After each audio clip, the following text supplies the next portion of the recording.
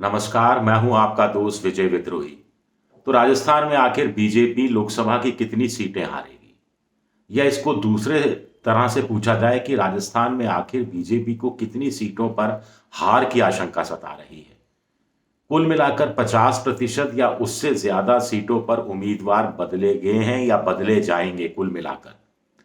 तो ऐसे में बड़ा सवाल उठता है कि अगर 300 पार बीजेपी जा रही है, 400 पार एनडीए जा रहा है, तो फिर धड़ल्ले से सीटें बदलने की, कैंडिडेट्स को बदलने की जरूरत क्या है? लगातार 2 बार जीते हुए अगर सांसद को भी बदला जा रहा है तो इसके पीछे की मंशा क्या है? अगर बाहर से दो दो कांग्रेस से आयात किए जा रहे हैं उम्मीदवार और उनको टिकट दिया जा रहा है, तो इसका मतलब क्या है?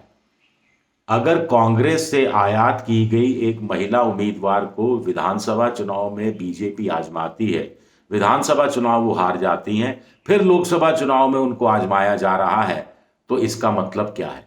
इससे क्या संकेत मिलता है? सीधा संकेत मिलता है कि बीजेपी को कम से कम 10 से ज्यादा सीटों पर हार की आशंका सता रही है, या फिर उनको लग रहा है कि अगर कैंडिडेट नहीं बदला गया तो चीजें हाथ से निकल सकती है। अब एक सवाल यह भी उठता है कि जब कमल का फूल चुनाव चिन्ह है, कमल का फूल ही चेहरा है, 25 की 25 जगह कमल का फूल चेहरा लड़ रहा है और उसके पीछे मोदी जी का चेहरा है, तो फिर चेहरे तलाशने में या चेहरों को नकार देने में या कुछ चेहरों को बाहर से लाने में, कुछ चेहरों को हाशिए पर डाल देने में कसरत क्यों की जा रही है? जब मोदी जी का चेहरा है तो कोई भी हो, 2 बार का चुना हुआ सांसद का टिकट काटे जाने का मतलब क्या है? अब राहुल कसवा का चूरू से टिकट काटा गया है, कहा जा रहा है कि राजेंद्र राठौड़ ने कटवा दिया। राजेंद्र राठौड़ को इससे क्या हासिल होगा मुझे नहीं पता, लेकिन खुद को वो दूसरे लिस्ट में उनका नंबर कहां से आएगा? राजसमंद से टिकट दिया जाएगा, जयपुर ग्रामीण से टिकट दिया जाएगा, अभी कुछ तय नहीं है। लेकिन राहुल कसवा ने जो संदेशा भिजवाया है वो कहीं ना कहीं संकेत दे रहा है कि खेमे में सब कुछ सही नहीं चल रहा है। कांग्रेस भी डोरे डालने में लगी है राहुल कसवा के। राहुल कसवा कह रहे हैं कि धैर्य रखिए, संयम रखिए, कुछ दिनों बाद फिर से उपस्थित होऊंगा। तो इसका मतलब क्या है? गजेंद्र सिंह शेखावत जोधपुर से फिर टिकट दिया गया है उनको, वहां पर स्थानीय स्तर पर कुछ विरोध हो रहा है। जसवंत बिश्नोई जो कि लोकसभा के एक बार सांसद रह चुके हैं जोधपुर से, उनकी भी नाराजगी सामने आई है। महेंद्रजीत सिंह मालवीय, उनको अभी हाल ही में कांग्रेस से आए, उनको टिकट दे दिया गया बांसवाड़ा सीट से। तो वहां पर बीजेपी के जो जनजाति मोर्चा के राष्ट्रीय कार्यकारिणी के सदस्य हैं हकरू मैड़ा, उन्होंने कहा है कि जिसे जेल में जाना चाहिए था उसको सम्मान दे दिया है पार्टी ने। ये बड़ा डैमेजिंग बयान हो सकता है कुल मिलाकर आदिवासी क्षेत्र में खास तौर से। फिर बाबा बालकनाथ, जिनको लोकसभा चुनाव के में जो लोकसभा चुनाव जीते थे अलवर से, उसके बाद उनको विधानसभा चुनाव में उतारा गया। कुछ लोगों ने सीएम का नाम चला दिया, किसी ने डिप्टी सीएम का नाम चला दिया, किसी ने कहा कि कुछ नहीं तो केंद्रीय कैबिनेट मंत्री तो बन ही जाएंगे। कैबिनेट मंत्री क्या, वो राज्य मंत्री भी नहीं बन पाए। तो थोड़े नाराज से हैं और वो चाह रहे थे कि वापस लोकसभा का चुनाव भी लड़ा दिया जाए। वो दिल्ली ठीक है, जयपुर छोड़िए, लेकिन उनको नहीं लड़ाया गया है। भूपेंद्र यादव जो कि आला कमान के करीबी माने जाते हैं, उनको अलवर से टिकट दिया गया है। तो कहीं ना कहीं बाबा बालकनाथ की भी नाराजगी दिख रही है। तो कुल मिलाकर बीजेपी के खेमे में चल क्या रहा है, ये बड़ी बात है। 15 में से 7 बदल दिए गए हैं, 8 रिटेन किए गए हैं। 8 में से भी समझ लीजिए एक लोकसभा अध्यक्ष ओम बिरला को हटा दिया जाए तो 50% बदल दिए गए हैं। अगर जीतते रहे हैं तो फिर क्यों बदला गया है? अगर जीत नहीं रहे थे तो उसके लिए फिर एंटी इनकम्बेंसी अगर फैक्टर है तो कुछ को क्यों बदला गया है, कुछ को क्यों नहीं बदला गया है, किस आधार पर बदला गया है?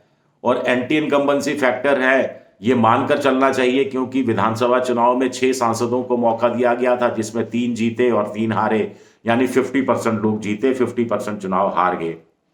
कुछ लोग कह रहे हैं कि ज्योति मिर्धा की जैसे किस्मत चमकी है उस हिसाब से सतीश पूनिया और राजेंद्र राठौड़ की भी किस्मत चमक जानी चाहिए। ज्योति मिर्धा कांग्रेस से लाई गई थी, विधानसभा चुनाव लड़ाया गया, हार गई, फिर भी नागौर से लोकसभा का टिकट दे दिया गया है। तो ऐसे में राजेंद्र राठौड़ और सतीश पूनिया जो पार्टी के ही हैं, विचारधारा से जुड़े हुए हैं, बाहर नहीं गए वो कभी भी, वो अपना अपना विधानसभा चुनाव हार गए तो क्या उनको लोकसभा चुनाव तो फिर लड़वाया ही जाना चाहिए, अगर इसी तर्क ज्योति मिर्धा वाले तर्क पर अमल किया जाए तो।